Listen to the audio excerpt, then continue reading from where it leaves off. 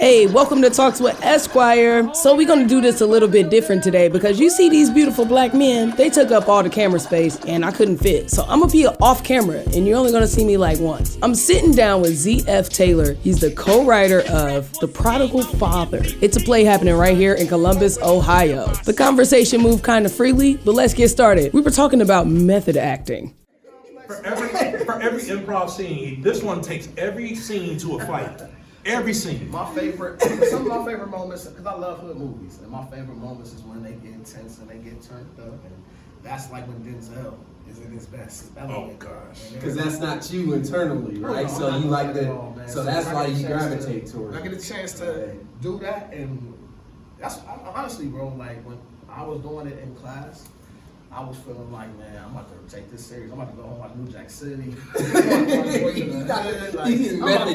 I'm about to study. Don't make me see you on the corner. Shane, I shouldn't be rolling down Mount Vernon. I see Shane outside with his hood on. Bro, I literally was out there studying Debo's body language. Like, yeah, Debo's body language, how he was walking. How do you walk intimidating? Be careful of that method acting, because that's what happened to Jamie Foxx and a few others. They go in so deep that they can't come out of it, and it messes up their life. Who else did that? Rodney Downer Jr. did it. He went in too deep. Oh, Brad Pitt. My dude is messed up for life. Joker. That's why he ended Will up Smith dead. did it too as well. Yeah. Will Smith did it. He tried. So what is the key? If method acting is, I don't want to say dangerous, but what Method acting is one technique you want to implement. You don't want to make it your primary technique, simply because method acting is asking you to relinquish everything that you know about yourself, all morals, all values, all sense of reasoning, and just becoming. And that's like you taking on someone else's persona, and you're trapped. Because you practice it so much, you become that person that you do everything that person would do. So if you're playing a role as a drug dealer and you out there saying, well, let me try this to see what they really feel like, what they think like. Oh, well, I need to do it more to get back in that space. Okay, now I'm getting paid $100K to do this on camera. Oh, I need to be all the way ready. So you become that person. And some of our best actors out there, they've done it, and they'll tell you the testimonies. But again, they've done it for money. It's not necessarily for the craft or the love of their gift. It's for the money and the contract. So method acting is great. It's a great technique to know, but don't cut yourself short, because you yourself have enough inside you to create characters and become characters. Absolutely. So let's talk about the way you casted your recent play, The Prodigal Father. I said it right? Prodigal Father. Check me out. So how did you go about choosing your cast? Well, Prodigal Father, the cast had to be meticulously chosen, simply because everyone knows the story about Prodigal Son. Everybody can dictate that, even sinners. Everybody knows that. Everybody is sinner. Well, Well, real talk. But everybody knows about the prodigal story, prodigal son story. But when you talk about from the father's perspective, this story is coming from the core, because I have 4 sons and I've experienced all 4 sons turning their backs on me. All 4 sons thinking that they can reap the benefits of my hard work when they haven't even earned it or become of age to be mature to handle it. So I needed strong brothers to represent those 3 parts, simply because number 1, I wasn't playing it. Number 2, I needed them to be able to really minister to people from the stage. You know, I say Prodigal Father is a piece of work that I co-wrote with Christopher Hartway Jr. I'm going to give him his just due. But it was a script that we wrote about how do you keep your heart in the right position after it's been broken. We talk about forgiveness, right? We talk about giving people second chance and redemption and this, that, and the third. Now, I don't know if y'all saw that video of that dude in Mississippi that jumped over the thing for the judge. But it's so funny because everyone at home, be honest, I was cheering. I was like, get her, get her, get her, get her. I'm not gonna lie. I was in between. I was on the fence. No, because I was over the fence. I was like, get him. Because I watched it so many times. I wanted to see how long he was down there before the bailiffs could actually get him off of. Did you count the seconds? Yes. I counted the seconds. Yes. And here's the thing. Because we live in a society where people they say they give you redemption and a second chance, but they don't. They don't believe it. But can you really do that if you're a father or a parent or a teacher or a mentor should you not offer redemption? And if you're a leader of any sort, of any kind, a parent of any kind, you have to learn that your heart is gonna get broken, and it's real life, and it hurts like a mug. But when that son or that child or that mentee or that student comes back to you and says, I need help, that's a humbling statement. Can you forgive so that you can get to the results? And that's where Prodigal Father came from.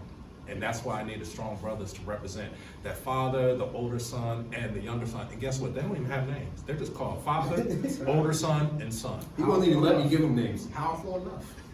So, which son are you? I'm the younger son. Okay. So yeah, and it's an interesting dynamic too, because the person that plays my older son is younger than me.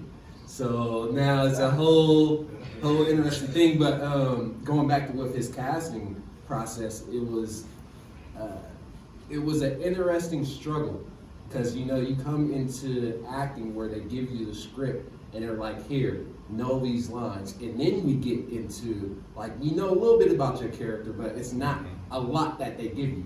With his process when we did the dinner theater, because this has been about We're almost, September, October, November, December. We're on our 5th month. Yeah, 5th month process for him. Yeah. And when he gave me the beginning of the role, I didn't even get the whole script.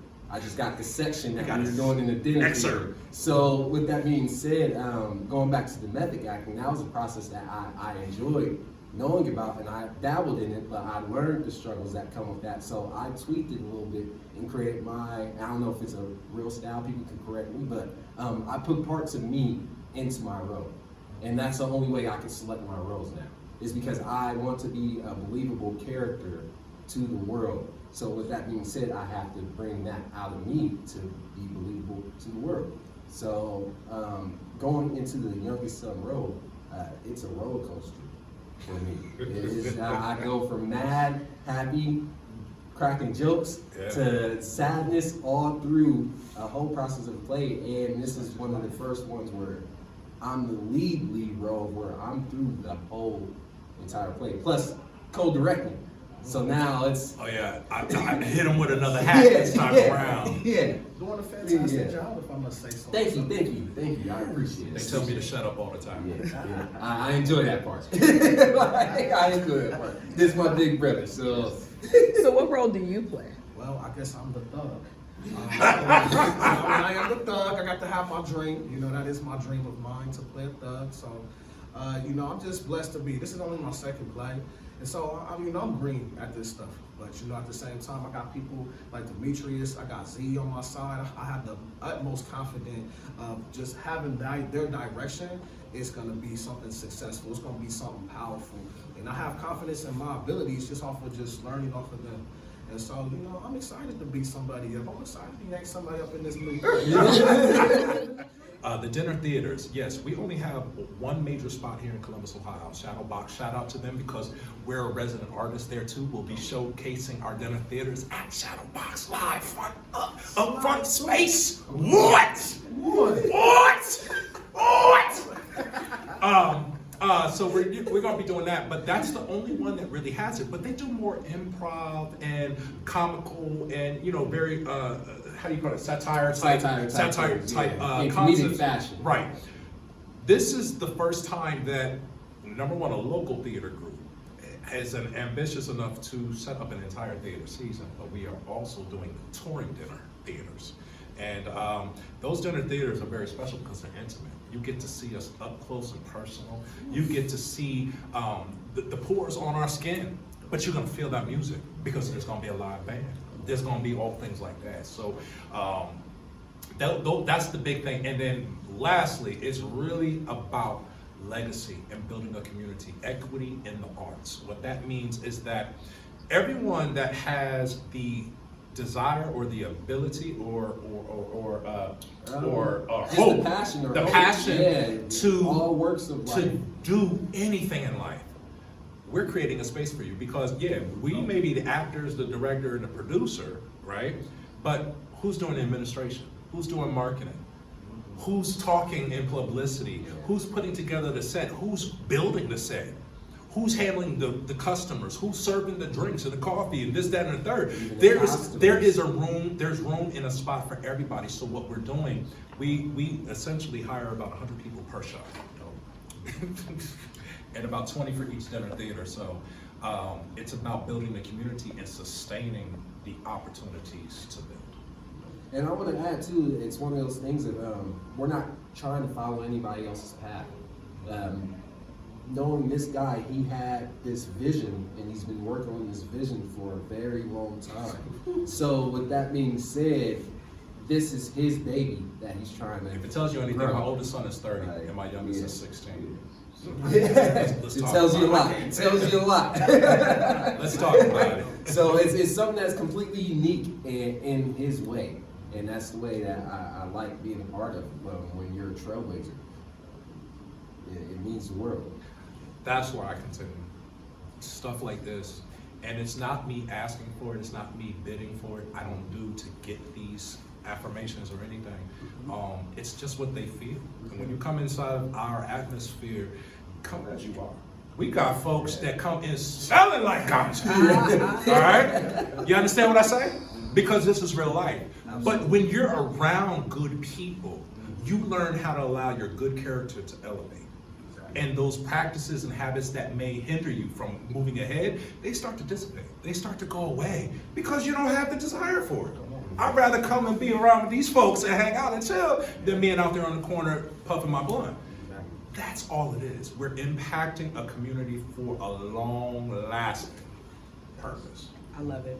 Tell me when, where, date. Yes, Prodigal Father at Lincoln Theater, Columbus, Ohio, January 20th and 21st. There's an 8 p.m. show on the 20th and a 3 p.m. on the 21st. They want us to put a matinee on that Saturday. Y'all buy them tickets and we'll put that on there. We can do it. We have it ready. But yeah, that's what's up. And we have 5 other plays and 20 dinner theater spots. So if you see the posts and stuff like that, support. Buy a ticket for someone. If you can't come, buy a ticket and gift it to someone. Because you purchasing 1 to 2 tickets, you're putting some money at his household, you're putting some money in his household. You are feeding a community, you're impacting a community. And listen, if I leave the picture, don't you think they're gonna be strong and continue? That's what we're building. Absolutely. Last question. How does it feel to be at the oldest, blackest theater in the region? I always ask it like that. Is this the oldest? It's the blackest, and it's the illest. Number one, being a Lincoln Theater artist is no joke. The executive director, Susan Bradford, come to, I call her mother affectionately. For people to believe in you and create space for you to operate and to showcase that gift and value you enough to pay you. Hashtag enough said. Come on, that's enough said. I love it. Period. And so that's why you need to support, because without the Lincoln Theater, black arts would not be well known like it is right now. That's why we're doing our whole theater season.